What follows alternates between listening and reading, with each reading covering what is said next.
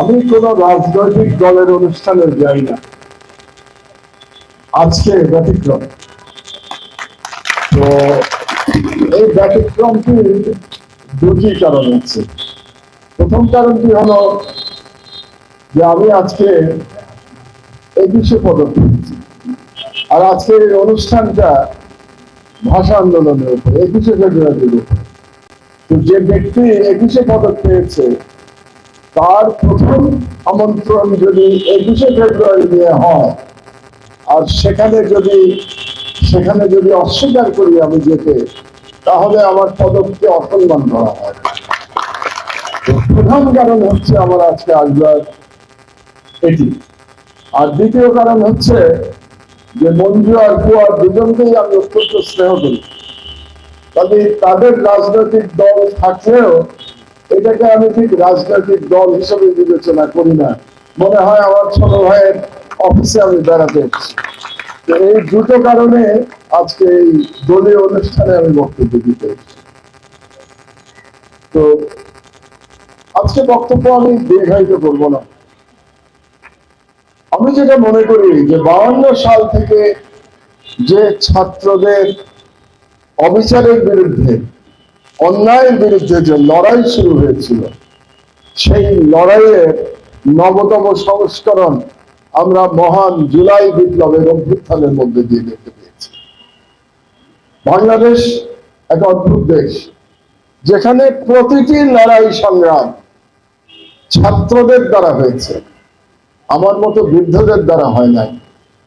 52 ভাষা আন্দোলনে ছাত্ররা জীবন দিয়েছে, 71-এর মুক্তিযুদ্ধ শুরু করেছে ছাত্ররা, এবং পরবর্তীতে সেনাবাহিনীর সদস্যরা, তরুণ সদস্যরা।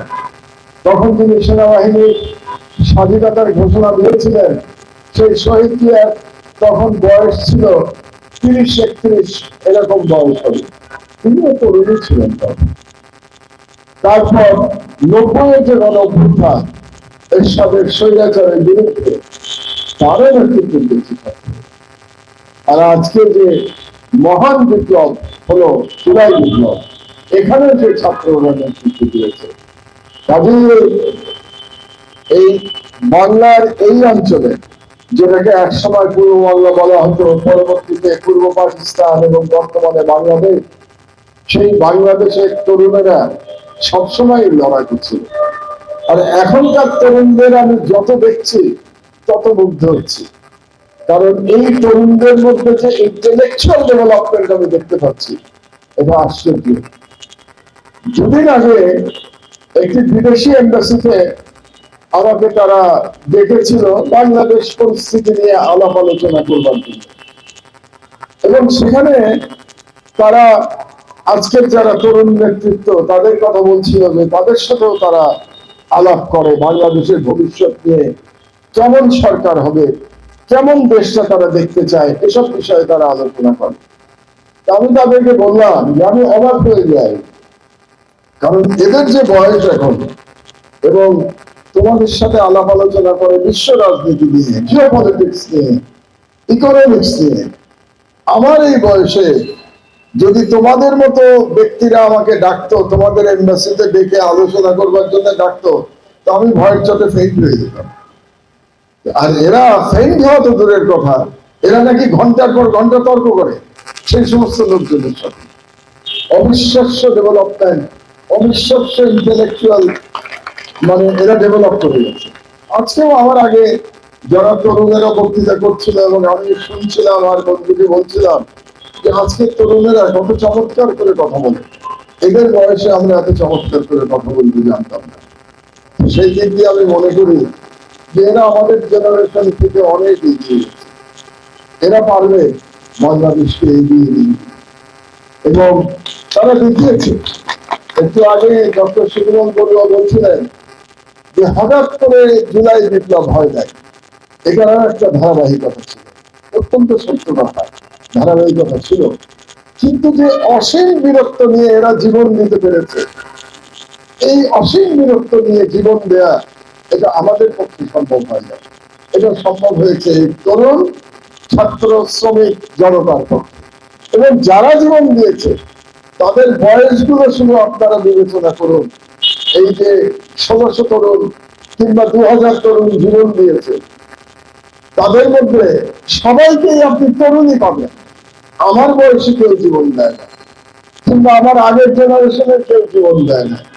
জীবন দিয়েছে তরুণেরা এবং তরুণীরা।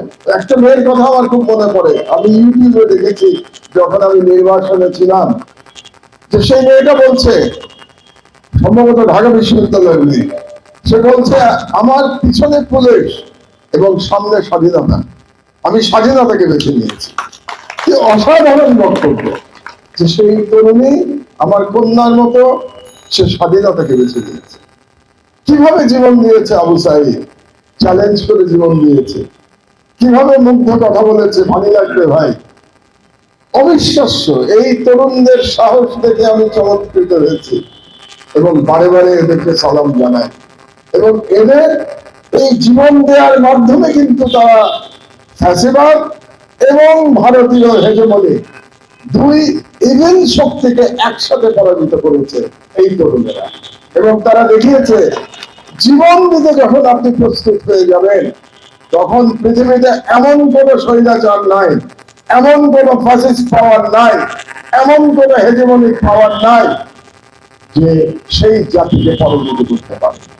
এই জন্যই আমি অত্যন্ত আশাবাদী। হ্যাঁ, বিপ্লবের পরে নানা রকম বিশৃঙ্খলা হচ্ছে, কোথায় হয় নাই? এই যে আমরা তো ফ্রেঞ্চ বিপ্লবের কথা বলি, ফরাসি বিপ্লবের পরে বছরের পর বছর লেগেছে, বছরও না দশকের পর দশক লেগেছে ফ্রান্স আবার একটা কাঠামোর মধ্যে ফিরে আসছে। আর আমাদের তো মাত্র 6 মাস হয়েছে।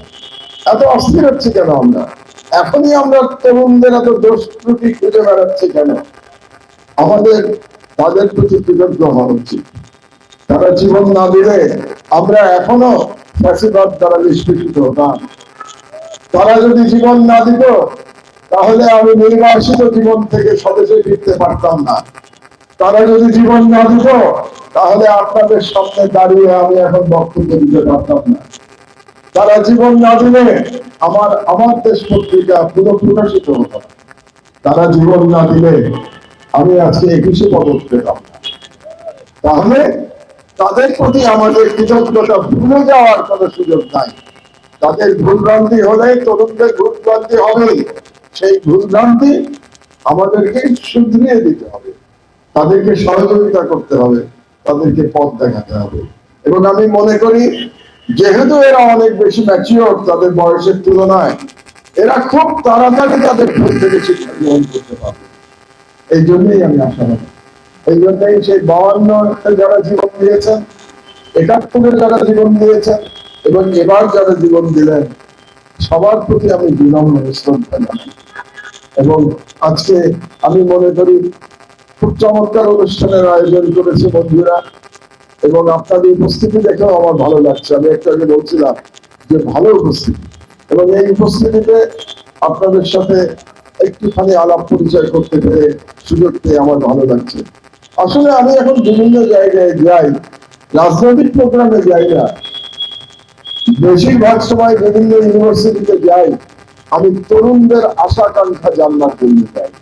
কারণ আমরা তো প্রবীণ প্রজন্ম, আমরা তো এখন চলে যাব, আস্তে আস্তে আমরা চলে যাব, আর এই তরুণেরা আসবে আমাদের শূন্যস্থান পূর্ণ করবার জন্য।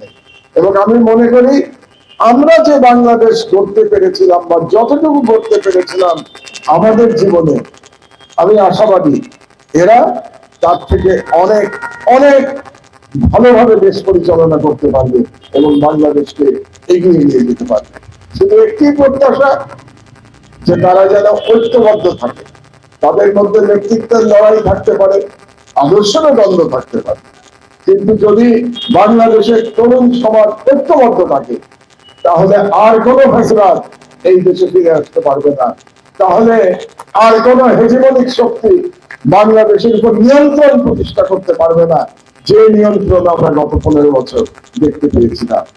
আর আমাদের সম্পূর্ণ দোয়া তাদের প্রতি থাকবে, এবং আমরা মহান আল্লাহ তাআলার কাছে এই প্রার্থনাই জানাবো, যেন তিনি এই তরুণদের সংগ্রামী জীবনকে সফল করে দেন, সহজ করে দেন।